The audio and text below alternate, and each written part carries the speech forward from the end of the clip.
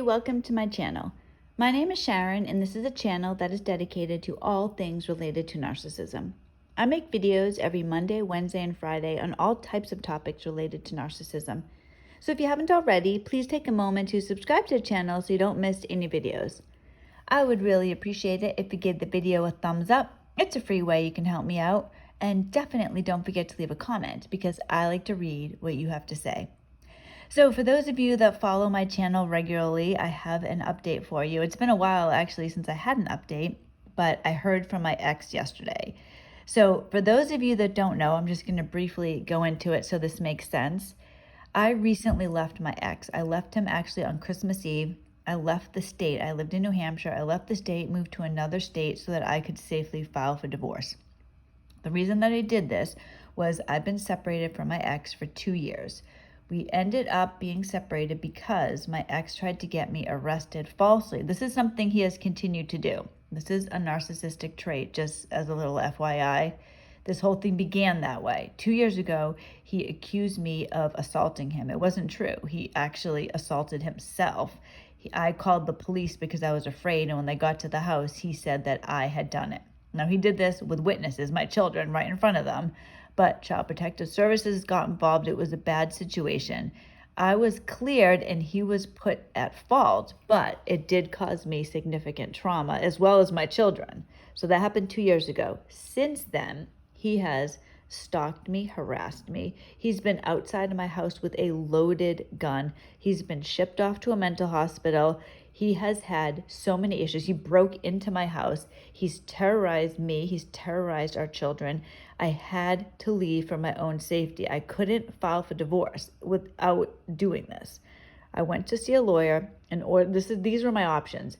In order to file for divorce, once I filed for divorce, I should say, I was stuck in the state that I lived in. I lived in New Hampshire. I was stuck there until either my minor child, who's 15, turned 18, or my ex or a judge gave me permission to leave the state.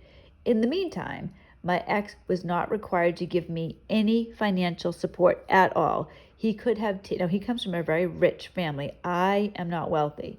So he could have dragged me, and he would have, to court for everything under the sun. He can decide. My ex would have had a right to have a say in where I lived, my home, what type of car I drove, my kids' friends, what type of doctor I went to, who I went to see. My ex would have had control over this, and he could have dragged me into court every 5 seconds. Now, that of course doesn't mean that he would win, but it does mean I would need to be able to afford this. There's no way I could do that. So which means by default, he would win every single thing. I was afraid if I didn't leave the state that I was going to not be okay emotionally. I wouldn't be able to raise my kids. It was that horrible. The last 20 years with this person, particularly the last 2 years. I was codependent for a long time. I stopped being codependent in 2016. That changed my entire life. Gradually, things got to the point where I left my ex. But prior to that, I was under his control and it was horrible. And then when I finally had the nerve and the courage, I guess, to kick him out, it was 2 years of hell with him constantly causing issues. So finally, I did what I had to do to protect my children and myself, and I left the state. It wasn't easy, it wasn't fun, it wasn't romantic, but I don't regret it. I had to do it. My children, who have suffered severe PTSD, are doing so much better. My daughter even said to me, she said, I feel the PTSD leaving. I had to leave. However, when you leave a narcissist like that, it's never going to go over the way that you hope it will. My ex hasn't seen our children in almost 2 years. And not only hasn't seen them, he hasn't spoken to them, absolutely nothing. I told him that the kids didn't want to see him, and his reaction was, screw them. So this is the type of environment I'm coming from. This is the type of relationship I have with my ex. I left the state. Now, I did leave without telling him I had to, because he could have stopped me from leaving. I had to do this to protect, like I said, I don't regret it, my children and I. When I left, I sent him an email. And in the email, I told him, this is what my lawyer advised, I told him exactly where I was. Now, I didn't give him my street address, but I told him the name of the town and the state that I'm in. He knows where I am. He knows my children are safe. He knows I take care of them. He hasn't even cared about them over the last couple of years. This is just important for what I'm going to say. He knows where I am. He knows that I'm homeschooling them. He knows that the children are safe with me. He knows exactly, like I said, the town and state that we're in. Well, 2 days ago, I posted a video on Instagram. Now, I posted a picture of my dog and Joe's dog on Instagram playing. If you post things on Instagram, for those of you that might not know, if you post a picture or just a regular post, you don't know who's looking at it. Unless somebody likes the post, you don't know they're liking it. If you post a story, though, you see exactly who's looking at it. Well, I posted the video of the dogs playing. I posted as a story, and to my utter surprise, my ex-mother-in-law had looked at it. So I couldn't believe I saw that. Now, she's in her 70s. She's not on Instagram. She does have an Instagram. I don't even know why she has it, because she doesn't do anything with it. She's never posted. She doesn't do anything. She follows 3 quilting people. She doesn't follow anybody in the family. That's it. I don't post on Instagram regularly, so she had to have been stalking me. I posted something December 23rd. Posted a picture of my daughter at the end. Oh, I guess that was at the end. It was beginning of February. And then 2 days ago, I posted the video. So she must have been going on every day looking to see if I happened to post something. Now, when I noticed that she posted something, I said to Joe, I was like, oh, Joe, I can hear her right now. She's probably yelling to her husband, oh my gosh, look what Sharon has the nerve to do.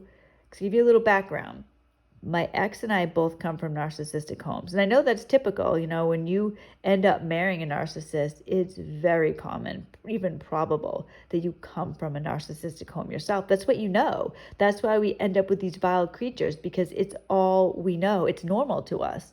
To a lot of people, this wouldn't be normal. The way that narcissists lie and abuse and we put up with it.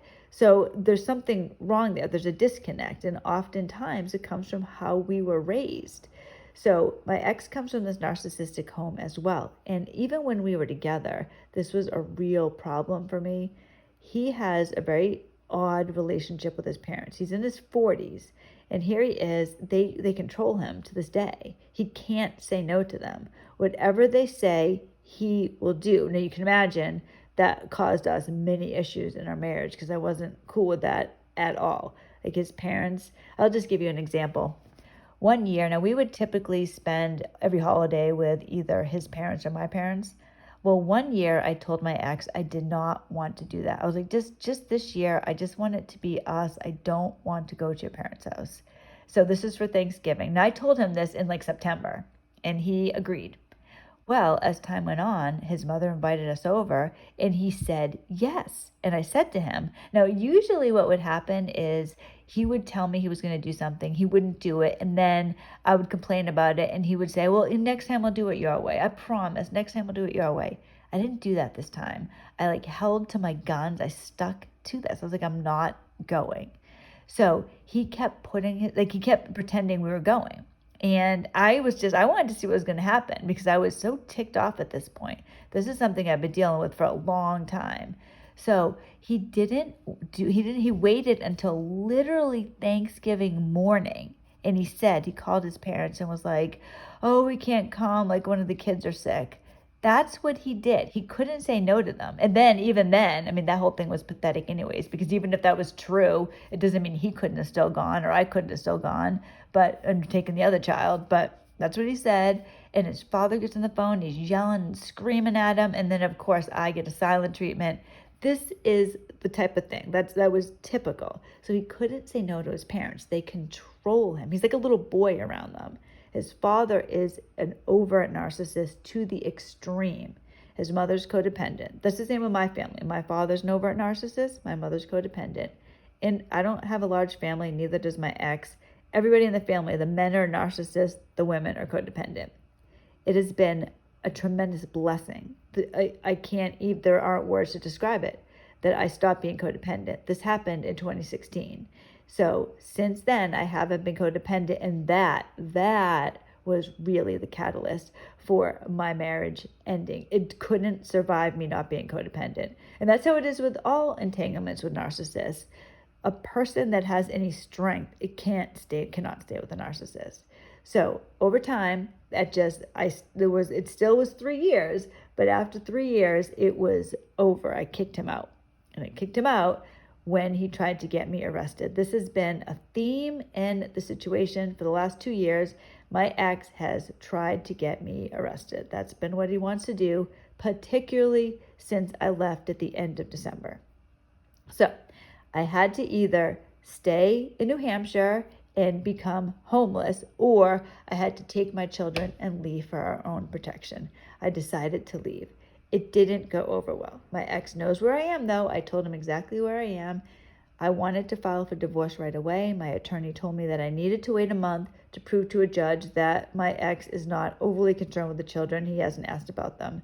That was all going according to plan until I got an email from my ex yesterday.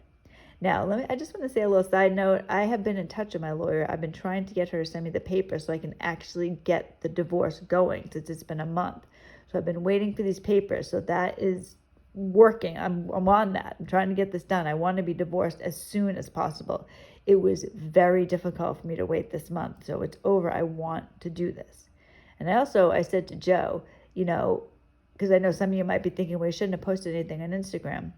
My ex has done so many things wrong. He's $100,000 in debt. Like I told you, broke into the house. He stalks us. He's been arrested. He's been in a mental hospital. I mean, he's the one that's causing all these issues. So I'm not that concerned about it. Our divorce should be pretty easy. The kids don't want to see him. My lawyer told me no judge is going to make your kids at their age, 18 and 15, see their father if they don't want to. So custody is not an issue. The house, he's in $100,000 in debt. We just have a house. Sell the house, split that. That's it. Yeah, I want child support and alimony if I can get it. That's it. It's a cut and dry thing. So there shouldn't be a big, huge fight. But so for me, I said to Joe, I'm like, I am going to do what I want. I've been trapped for 20 years. So if I want to post something on Instagram, I'm going to post something on Instagram. That's how I feel. So I didn't expect his mother to see this, but anyway, so that's what's going on there. So that I knew once she saw that on Instagram, I was wondering what was going to happen. I was like, oh, is she going to tell him?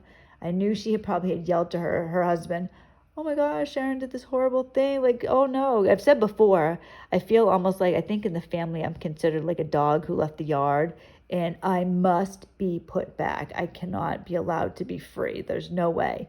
I can't be allowed to raise my children in a healthy environment. I can't be allowed to actually be happy. That's not acceptable. I must stay with my ex under any and all circumstances. Now, my own parents they're in cahoots with my ex and his parents. This is the thing, when narcissists, they talk about each other, they'll talk behind each other's back, but when push comes to shove, they will join together and become one giant narcissist to try to fight somebody who they consider weaker. But I'm ready to fight. I have not come this far to give up at this point. So it was yesterday afternoon, I was doing some schoolwork with my son, and I was going downstairs to get something. I checked my email, and there it was, an email from my ex. So what my ex had done is that he didn't mention Instagram, but I know that this stemmed from that. I can hear his parents. His father is very wealthy. He's retired. He has nothing to do. He's probably talking to lawyers, finding out like, oh, she has no right to leave the state. Oh, we're going to take care of this. Don't you worry, son. So he sends me this email pretending that he hadn't heard from me, that he doesn't know where the kids are. He has no idea, even though he does know the name, like I said, the name of the town and the state. So he tells me that he's very concerned, He doesn't know where the kids are. He doesn't know if they're safe even. He doesn't know if they're even in school. He doesn't know anything. And I need to get in touch with him immediately, because if I don't, he sadly is going to have no choice but to get the authorities involved and issue an Amber Alert for our son. So get back to me immediately. Regards. I mean, that's what he signed the email. Regards. So I'm showing this to Joe, and we're talking about it, and Joe is pretty ticked off. He's like, look at him trying to get control over you, because that's what the whole thing was. He knew exactly what the kids were. He knows the kids are safe. I mean, it's been 6 weeks. He hasn't said one thing. He's worried suddenly now, right after I put that thing on Instagram. So what I did was I contacted my lawyer, and she told me that really the best thing that I should do, and this was unfortunate. I wish I hadn't had to do this. I had to get my kids involved. I had to take a video of my kids to prove that they were basically alive. And so I had to tell the kids that. And these are kids that are in recovery from PTSD. And all of a sudden they have to find out. And, my ex, if he thinks that he's ever going to have any type of relationship with them, he's only making it worse by doing things like this. So they had to sit there and had to videotape them while they said the date. They said yesterday's date. And then, that where they are, that they're not being held against their will, that they're going to school. I mean, it was ridiculous. But that's what I had to do. Now, Joe said to me, and I completely agree with him, he was like, do not send him a reply today. He does not get to ever tell you again that you're supposed to jump and you're supposed to say how high. So I'm going to wait till today to send the email. But God knows what he's doing now. Who knows? I don't know if he got the police involved. They've been trying, my in-laws and my ex have been trying to get me arrested since the end of December when I left the state. They haven't been able to do it because I'm the mother. I'm allowed to be places with my children. My ex is looking for anything, and he's trying to scare me. So that's what's going on right now. I will keep you updated. Another thing, actually, I forgot to mention this. In the email, he also said, the way he even worded it was so, not him. Here he is saying, it's very concerning when I found out that you're not in communication with your parents. And the reason I'm not in communication with my parents, some of you know this, I made a video on this, is because when I first left the state, I talked to my parents. I gave them my new phone number. I had to get a new phone. They actually turned me into the police. This is the thing with narcissists. They'll talk about each other behind each other's backs, but at the end of the day, they will glom on together and become one giant narcissist to try to take you down. They enjoy chaos. They enjoy this type of thing. They're having fun at my expense and my children's expense. So I will keep you updated on what is going on with my ex, but I haven't had an update in quite a while, so I thought I would go ahead and do that for today's video. So let me know what you think. Let me know if you think I did the right thing. Let me know if you think my ex is as pathetic as I do. So I hope everybody has a wonderful day. I'm so grateful for everybody who listens to my channel. If you wouldn't mind, please give the video a thumbs up. If you haven't subscribed already, make sure you do so you hear the update, because I will let you know. I'm going to send him an email today with the video attached, and I will let you know on Friday's video what happened. So I hope everybody has a wonderful day. I will see you on Friday, and God bless.